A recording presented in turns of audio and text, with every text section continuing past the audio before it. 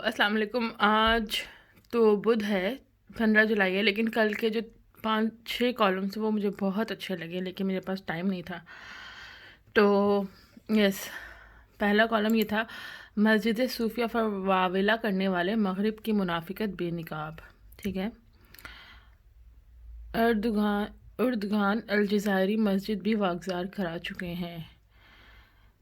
Catholic عیسائیوں نے آیا صوفیہ کی بے حرمتی کی تھی.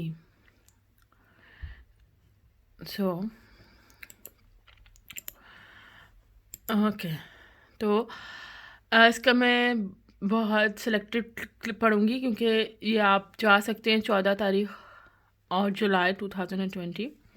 مسجد صوفیہ پر واویلا کرنے والے مغرب کی منافقت بے نقاب. یونان یعنی گریس میں عثمانی دور کی متعدد مساجد کو نمائشی مراکز اور سنما ہالوں میں تبدیل کیا جا چکا ہے. فلسطین میں تاریخی مسجد الاحمر ایک برس نائٹ کلب کے طور پر استعمال ہو رہی ہے. دنیا خاموش ہے. ہماری مساجد اور تاریخی یادگاریں جو ایک صدی قبل ہم نے چھوڑی تھیں، وہ تمام مختصر وقت میں تباہ کر دی گئیں. ایتھنز کی طرف دیکھیں، جہاں ہماری وقت کی ایک بھی مسجد باقی نہیں رہی ہے. یہ صحیح ہے، اسپین پہ مسلمانوں نے بہت حکومت کی، اور اسپین کے اوپر میں نے بہت پڑھا ہے، اور مسلمانوں کو جس طریقے سے ذلیل کر کے سازشیں کر کے نکالا گیا، تو ایون وہاں پہ مسلمانوں کو اپنے نام، جو مسلمان رہ رہے تھے ان کے نام چینج کرا دیے گئے تھے، اور بہت ایکسٹریم ظلم کیا تھا.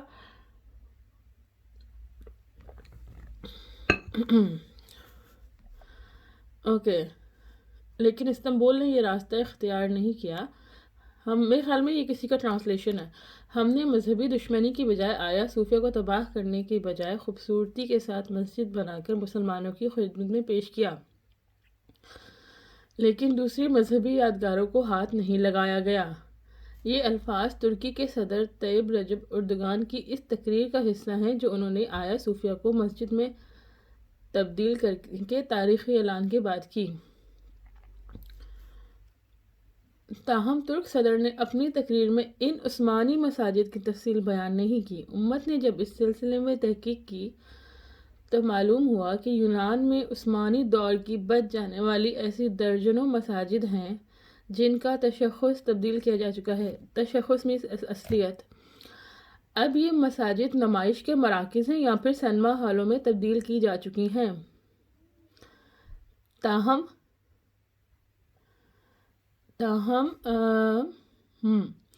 تاہم آیا صوفیہ مسجد پر واویلا کرنے والے مغرب نے اس معاملے پر ہمیشہ خاموشی اختیار کیے رکھی.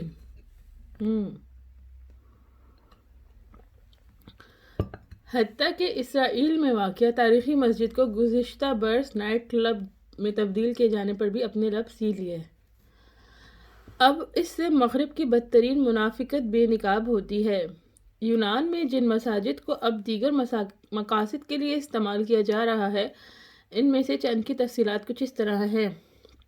شمالی یونان کا شہر کاوالا، جو مشرقی مقدو کی اہم بندرگاہ بھی ہے، مشرقی مقدونیہ کی، وہاں 15ویں صدی میں مسجد ابراہیم پاشا تعمیر کی گئی تھی. عثمانی خلیفہ سلیمان دوئم کے دور میں سن 1530 کو تعمیر کیے جانے والی یہ کیوالا شہر کی سب سے بڑی مسجد تھی.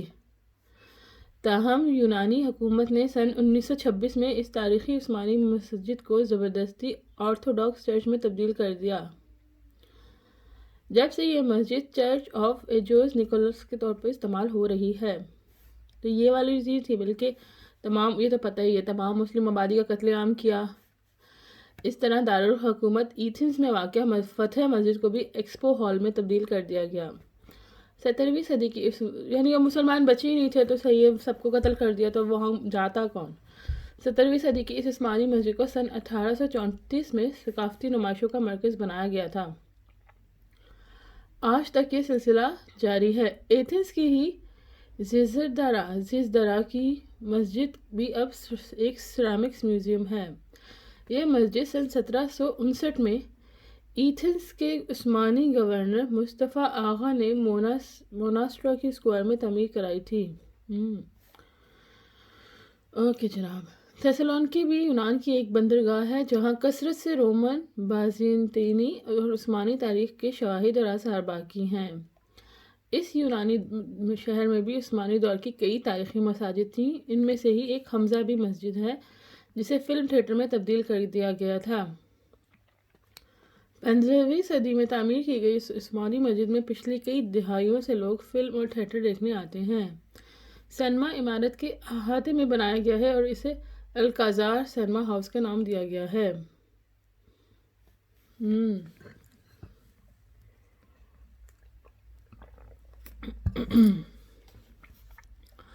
واضح رہے کہ بازنطینی دور کی یادگار آیا صوفیہ کو واپس مسجد میں تبدیل کرنے کے فیصلے پر عالمی سطح پر شور برپا ہے، یہاں تک کہ پوپ فرانسس بھی اس عالمی چیخو پکار کا حصہ بن گئے ہیں جو آیا صوفیہ مسجد کے حوالے سے ترک فیصلے پر کی جا رہی ہے۔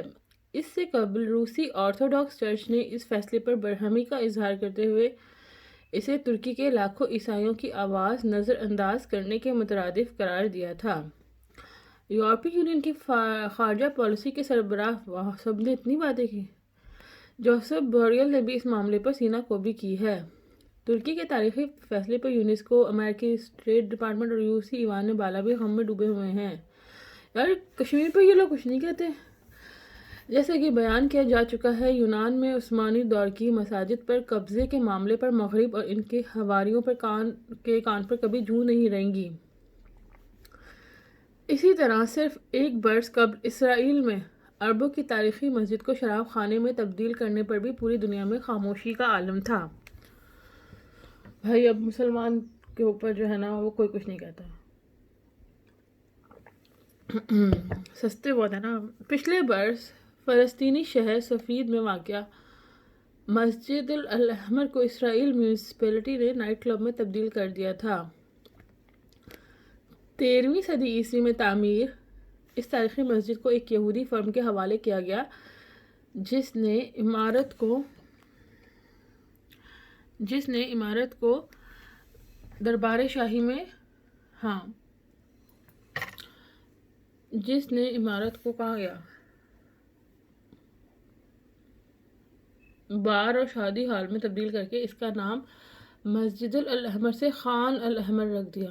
الاحمر فلسطینی شہر کی تاریخی مساجد میں سے ایک ہے۔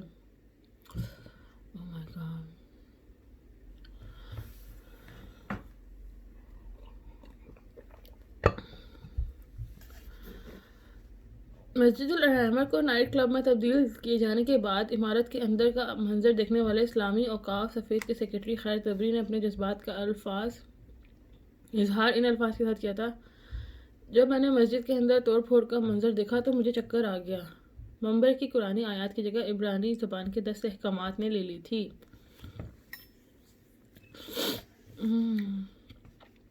گلف نیوز کے مطابق اسرائیل اسلامی مقامات کی شناخت ختم کرنے کے لیے انہیں منظم طریقے سے نشانہ بنا رہا ہے۔